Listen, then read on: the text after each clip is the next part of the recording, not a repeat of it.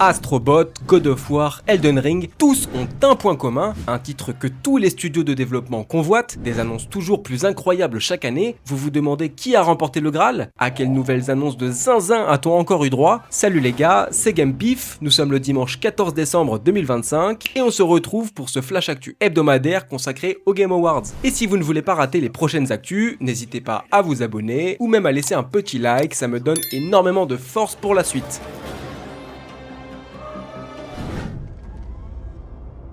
Alors, première grosse annonce, si je vous dis RPG, Star Wars, Mass Effect, vous avez le lien ?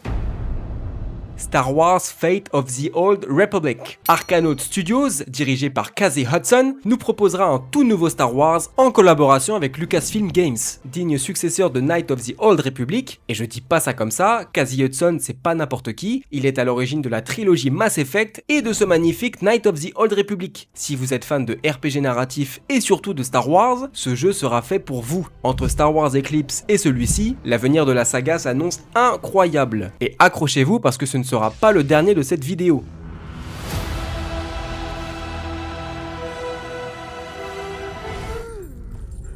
Le second jeu dont on va parler, alors là c'est magnifique. On avait découvert le poteau rose près de 2 jours avant son reveal via des marques déposées qui coïncidaient avec le symbole de la fameuse statue. Bien sûr, on parle ici de Divinity, le futur GOTY de Larian Studios, n'en déplaise aux pessimistes. Le trailer était très violent, mais qu'est-ce qu'il était beau. Le jeu a été annoncé comme étant plus ambitieux et plus poussé que tous les jeux qu'ils ont pu développer par le passé, Baldur's Gate 3 compris. J'ai envie de pleurer.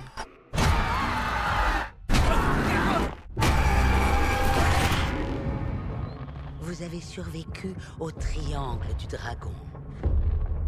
Vous la reconnaissez? Lara Croft est enfin de retour, mesdames et messieurs, et plutôt 2 fois qu'une. Crystal Dynamics et Amazon Game Studios reviennent avec non pas un, mais 2 nouveaux jeux de Tomb Raider. Oui, vous avez bien entendu, on a tout d'abord Tomb Raider Catalyst, présenté comme la plus grande aventure Tomb Raider jamais créée à ce jour. Au programme, univers riche en plateformes avec nature luxuriante se situant dans le nord de l'Inde, Lara devra trouver les origines d'un cataclysme ayant créé une énorme faille mystérieuse. Malheureusement, il faudra attendre 2027 pour avoir le jeu entre les mains. Mais pour les plus impatients, j'ai de quoi vous remonter le moral. L'année prochaine, c'est 2026. Et qui dit 2026 dit 30e anniversaire de Lara Croft. Déjà. Et pour fêter ça, Amazon Game Studios et Crystal Dynamics, encore eux, nous proposent tout simplement le remake du tout premier opus paru en 1996, Tomb Raider Legacy of Atlantis. Il a l'air magnifique. En même temps, les 2 jeux sont développés sur Unreal Engine 5 et c'est clair que ça envoie du pâté.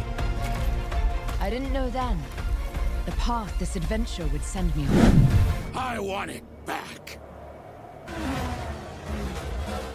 J'avais bien dit qu'un autre jeu Star Wars était prévu? Et bah voilà, Star Wars Galactic Racer. Mon cœur de fan hardcore a été touché. Un jeu centré uniquement sur les courses de pod, elles se dérouleront après la chute de l'Empire, au niveau de la bordure extérieure où la Ligue Galactique a été créée. Ça a l'air d'envoyer du lourd pâté, on a en plus eu un petit caméo de C'est bon bah. Ça y est, je tremble.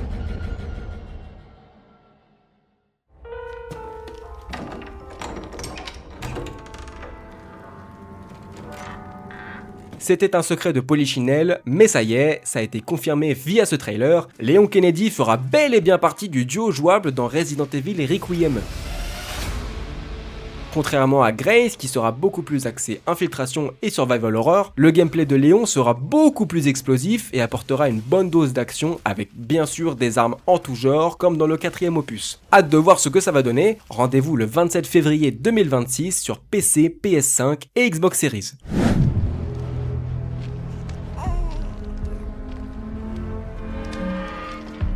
On a une date pour Phantom Blade Zero. La Chine est en train de devenir un des pays les plus importants dans la scène du jeu vidéo, et il nous le montre encore une fois avec ce AAA développé par S-Game. Action RPG extrêmement sombre, des phases de combat qui me rappellent God of War ou encore Black Myth Wukong. Il sera disponible le 9 septembre 2026 sur PC et PS5. Do you feel it?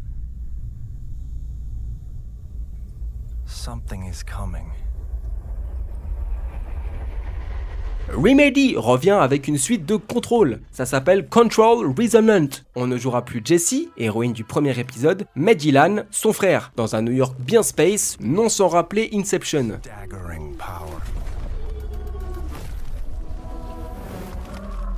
Il est décrit comme étant beaucoup plus axé sur l'action, on verra bien ce que ça donne. Il sera disponible en 2026, sans date précise, sur PC, PS5 et Xbox Series.